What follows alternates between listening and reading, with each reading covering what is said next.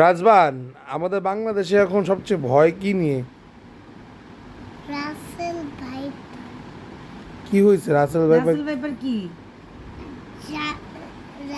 যে রাসেল ভাইকে মারতে পারবে সাথে একটা পুরস্কার দেওয়া হবে। পুরস্কার? আরে রাসেল ভাইপার এটা কি করে, মানে কি করে বলো তো? একটা ভয়ঙ্কর জিনিস। কি জিনিস এটা? কি ভাইপার মানে কি? ভাইপার মানে বিষ। বিষ? আচ্ছা, এটা কি? এটা কি